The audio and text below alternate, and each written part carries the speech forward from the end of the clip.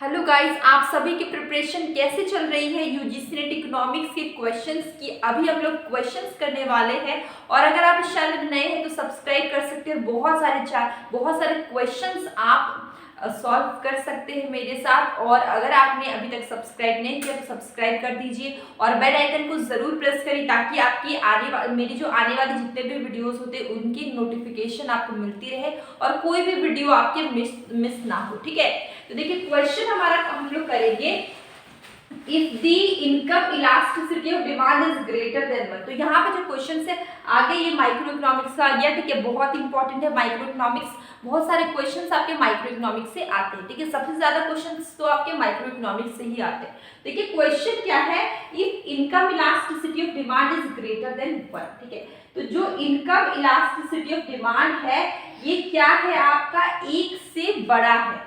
ये क्या है, एक से बड़ा है। इस सिचुएशन में जो कमोडिटी होगा वो कैसा होगा। ठीक है, तो जब आपका इनकम एक से बड़ा है मतलब कि आपका अच्छा खासा इनकम, ठीक है, आपका इनकम अच्छा है। ठीक है, आपका सैलरी बहुत ही अच्छा है। ठीक है, आप रिच कैटेगरी में आने लगे, आपकी सैलरी अच्छी हो गई। तो इस सिचुएशन में आप क्या करेंगे, आप प्रिफर करेंगे कैसे गुड्स। आप प्रिफर करेंगे कि आप लग्जरी गुड खरीदे, आप लग्जरी कार खरीदे, डायमंड खरीदे, गोल्ड खरीदे, क्योंकि आपकी सैलरी अच्छी हो गई, आपकी इनकम अच्छी हो गई। तो यहाँ पे आपको क्या समझ में आया कि जब इनकम इलास्टिसिटी ऑफ डिमांड एक से बड़ा होगा, इस सिचुएशन में जो पर्सन है वो क्या करता है, लग्जरी आइटम को खरीदता है। जैसे कि वो गोल्ड लेगा, डायमंड खरीद सकता है, जैसे कि वो लग्जरी कार लेगा। तो ये जो लग्जरी आइटम्स परचेस तब करते हैं जब आपकी सैलरी अच्छी होती है। ठीक है, जब आपकी इनकम अच्छी होती है। तो इनकम इस सिचुएशन में इनकम इलास्टिसिटी क्या होगा, ग्रेटर देन वन, एक से बड़ा होता है। ठीक है, तो आंसर क्या हो जाएगा आपका, answer will B luxury commodity. Answer क्या हो गया, बी लग्जरी कमोडिटी या लग्जरी गुड। ठीक है, तो ये चीज आपको समझ में आ गई। यहाँ पे नॉर्मल गुड भी आता है, सुपीरियर गुड भी आता है, इंफीरियर गुड भी आता है। यहाँ पे बहुत सारे टाइप्स ऑफ गुड है, तो टाइप्स ऑफ गुड को पढ़िए। इससे क्या होगा कि इससे टाइप्स ऑफ गुड से बहुत सारे क्वेश्चंस अलग अलग तरीके से आपको आ जाएंगे और इलास्टिसिटी ऑफ डिमांड से भी। ठीक है, तो देखिए अब हमारा नेक्स्ट क्वेश्चन क्या है कि अब हमारा क्वेश्चन आ गया स्टैटिस्टिक्स से। ठीक है, तो देखिए एक चीज समझिए, क्वेश्चन माइक्रो इकोनॉमिक्स है, फिर अचानक से स्टैटिस्टिक का आ जाएगा, मैथमेटिकल इकोनॉमिक्स का आ जाएगा। तो अपने माइंड को प्रिपेयर करके रखना है कि एक क्वेश्चन के बाद दूसरा क्वेश्चन किसी भी इकोनॉमिक्स से आए हमको सॉल्व कर लेना। ठीक है, तो अपने माइंड को इसी तरीके से आपको प्रिपेयर करना है। देखिए हमारा सेकेंड क्वेश्चन क्या होगा, coefficient of variation is obtained by the formula. ठीक है, तो ये जो कोफिशिएंट ऑफ वेरिएशन है इसको कौन से फॉर्मूला से सॉल्व करते हैं या उसका कौन सा फॉर्मूला है। ठीक है, कोफिशिएंट ऑफ वेरिएशन का कौन सा फॉर्मूला होता है। यहाँ पर कुछ फॉर्मूला लिखा हुआ है, जैसे कि variance upon mean, median upon standard deviation. ठीक है, standard deviation upon mean multiply by 100। ठीक है, तो देखिए मीन अपॉन स्टैंडर्ड डेविएशन। ठीक है, तो यहाँ पर देखिए कोफिशिएंट ऑफ वेरिएशन की बात करें, फॉर्मूला बहुत ज्यादा इंपॉर्टेंट है।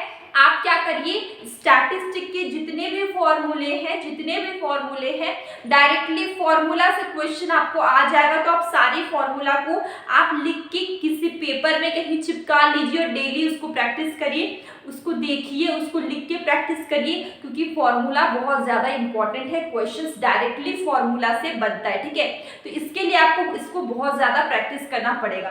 तो देखिए क्वेश्चन क्या है, हमें पूछा है कोफिशिएंट ऑफ वेरिएशन, तो इसका करेक्ट फॉर्मूला क्या होता है, स्टैंडर्ड डेविएशन अपॉन मीन। ठीक है, स्टैंडर्ड डेविएशन को डिवाइड कर देंगे मीन से, मल्टीप्लाई में 100। ये फॉर्मूला किसका है, कोफिशिएंट ऑफ वेरिएशन को। तो आंसर विल बी सी।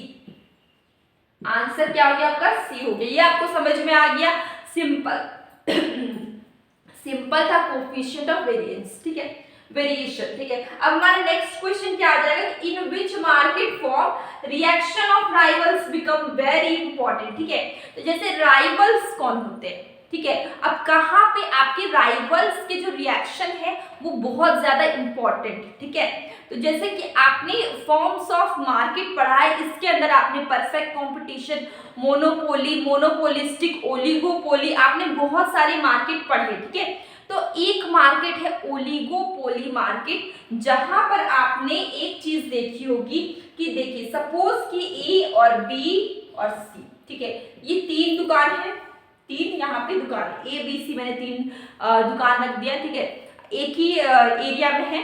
अब ए ने क्या किया कि प्राइस को 100 से बढ़ा के 120 कर लिया, ठीक है। अभी यहाँ पे बी का प्राइस भी 100 होगा, उस कमोडिटी का, सी का प्राइस भी 100 होगा, ठीक है। तीनों का प्राइस क्या है, 100 था, ए ने क्या किया 120 बढ़ा दिया। अब ए ने प्राइस को बढ़ाया तो बी और सी ने नहीं बढ़ाया, बी कांस्टेंट है, ठीक है, बी और सी नहीं बढ़ाते प्राइस को, उनका प्राइस 100 रुपीज ही है। लेकिन अगर ए ने प्राइस को कर दिया 80 रुपीज, तो अब क्या होगा, बी ने भी 80 कर दिया और सी ने भी 80 कर दिया, ठीक है। तो यहाँ पर क्या चीज हुआ कि जो राइवल है, जो भी कॉम्पिटिटर्स होते हैं, वो अगर प्राइस को बढ़ाते तो बाकी सब प्राइस को नहीं बढ़ाएंगे, लेकिन एक ने अगर प्राइस को घटा दिया तो बाकी सब भी प्राइस को घटा देंगे।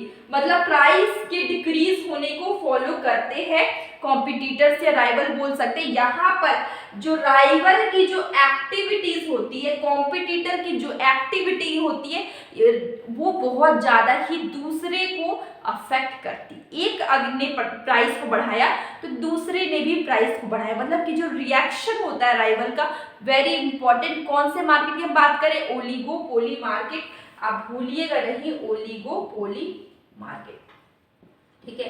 तो ओलिगोपोली मार्केट में आपने यहाँ पे देखा तीन फर्म्स थे, ए बी सी, एक ने प्राइस को बढ़ाया तो दूसरे और तीसरे ने नहीं बढ़ाया, लेकिन एक ने प्राइस को घटाया तो दूसरे और तीसरे ने भी प्राइस को घटा दिया। तो यहाँ पर एक चीज हम लोग देख रहे हैं कि यहाँ पर प्राइस ही घटाने को फॉलो करते हैं, मतलब कि राइवल का जो रिएक्शन है, जो कॉम्पिटिटर है, उनका रिएक्शन बहुत इंपॉर्टेंट है। तो ये कौन सा मार्केट है, आपका एक ही मार्केट है, ओलिगोपोली मार्केट, ठीक है। तो answer will B D, oligopoly market, ठीक है। ये हो गया। अब हम लोग देखते हैं एमपीसी, यहाँ पे क्या है, एमपीसी 0.6, ठीक है। इन्वेस्टमेंट मल्टीप्लायर निकालना है। इन्वेस्टमेंट मल्टीप्लायर को किससे इंडिकेट करते हैं, के से। और मैंने 3 फॉर्मूला इन्वेस्टमेंट मल्टीप्लायर के हमेशा से बताए।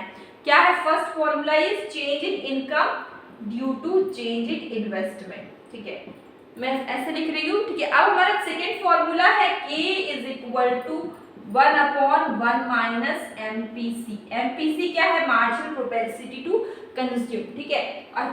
Third formula is K is equal to 1/MPS, ठीक है। तो आपको यहाँ पे MPC गिवन है, तो हम लोग MPC वाला फॉर्मूला यूज करेंगे। अगर MPS गिवन होता तो MPS का फॉर्मूला यूज करते, और अगर चेंज इन इनकम और चेंज इन इन्वेस्टमेंट गिवन होता तो हम लोग ये फर्स्ट फॉर्मूला यूज करते, ठीक है। तो ये जो फॉर्मूला यूज करने की बात है वो क्वेश्चन पे डिपेंड करता है कि क्वेश्चन में कौन सा चीज दिया हुआ है, कौन सा नहीं है, उसके अकॉर्डिंग हम लोग फॉर्मूला का यूज करते हैं। लेकिन इन्वेस्टमेंट मल्टीप्लायर को सॉल्व करने का ये 3 फॉर्मूला होता है, ठीक है। तो अब देखिए MPC हमें गिवन है, तो अब हम लोग क्या निकालेंगे, K is equal to 1/1 minus MPC। अब क्या करिए, बहुत सिंपल होगा, MPC कितना 0.6 है।